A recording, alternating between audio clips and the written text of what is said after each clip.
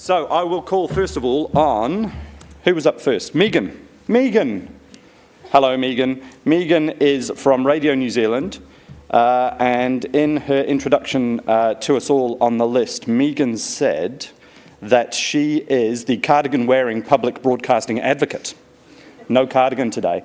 So she will talk a little bit about how the internet has changed, what she does as a journalist, the impact it's had on Radio New Zealand, and Megan has a new job. Megan is now the Community Engagement Editor for Radio New Zealand, which is a massive job, and so I'd like you all to welcome Megan to the panel.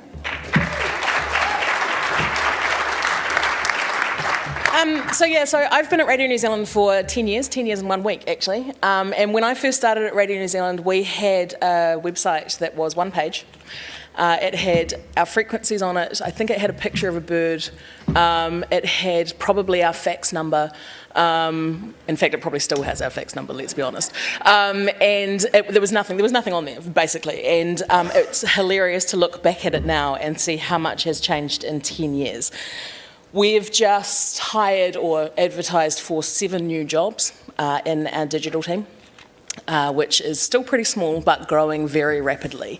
And Radio New Zealand is in the process of doing exactly the title of this topic, which is Adapt or Die, because we've been in a bit of a holding pattern for the last 5 or 10 years, and we are great at radio, we are very, very good at radio, and we haven't been doing the internet very well, and that's not a thing we can carry on doing anymore. So, yeah, my new job as Community Engagement Editor is going to be finding out what we should be doing on the internet and trying to encourage people to do it. I'm reading my notes off my iPhone. I tweeted this morning that I was going to do this. None of these things existed when I became a journalist. We had to look people's numbers up in the phone book. And actually, my first or second year, everything except iNews, which is iNews went down as well. We had nothing to write the news with. So we had this program with which we write the news in, the program with which we edit and play audio on the radio, and our internet went down all at once for about 12 hours. So if you happened to be listening to Checkpoint that afternoon, everything was live, and we were handwriting stories on a piece of paper and handing them to the editor, who was editing with them with a red pen and then handing them to the newsreader. If that happened now, I can't even imagine what would happen. Occasionally CoStar, which is the audio editing one, goes down, and you hear more live interviews than you normally would.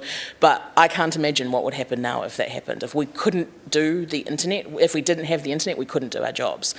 I've looked at, I don't think we even have phone books in the building. And I worked at Radio New Zealand International, which is our Pacific broadcaster. And I've, in the last few years, travelled around the Pacific and been to places where you can't get 3G for most of the day. And being in Kiribati and having basically an hour window at the end of the day to file my stories and catch up on what had happened on Twitter that day, and realising that actually I didn't have time to be angry about that thing that person said, because I only had an hour on the internet and I needed to tell my mum I was okay. It's completely changed how we do our jobs, and it's made it better. It's made it heaps easier. I don't have to, research is much easier than it used to be, but it's also harder. We sacrifice a lot for the speed of getting stuff out on the internet. We sacrifice a lot. We sacrifice sometimes accuracy. We sacrifice context a lot of the time, but it's also fundamentally changing what our job as a journalist is. So if there's a weather incident like there is today on the East Coast, 15 people with smartphones are there much quicker than we can get there if we don't have a reporter on the ground.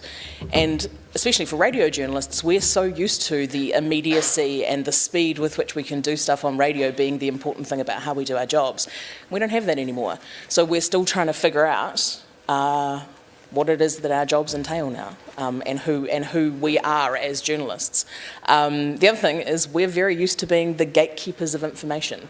And we're not anymore. Most people on the internet know more than we do about what's going on. Don't know that people would be happy with me saying that, but anyway. People on the internet know more than we do about what's going on, and we're listening to them, and I think we probably need to get a bit better at listening to people about what they want to hear, what they want us to do. You're right. Someone with a microphone. This, I hope, can apply to all of the panellists. I'm interested in the economic side of this. If you look across New Zealand, Most of our content is still very much ad supported to increasingly, for increasingly poor outcomes. But around the world, other models are evolving. Where do you guys see the economic support for high quality content coming from in the future? If anybody knows a sugar daddy, Yeah. I'm in. No, it's quite seriously. I look back to the Washington Post model of 100 years ago, and think a really, a noble family willing to actually invest in the public space is a pretty wonderful model these days. Well, that's what Amazon's doing, isn't it? They bought the Washington Post. Yeah. It's Jeff new Bezos media saying, hey, that's cool, modern we'll guy. have one of those. I rely on New Zealand On Air. I get to make an hour of television, which is, pretty highbrow by New Zealand standards at the moment, because I get $1 million of your taxpayers' money, thanks, every year. These guys get all of their money. Ad revenues are just a really hard place at the moment, and so I think some kind of paywall thing has to. I just don't see how else.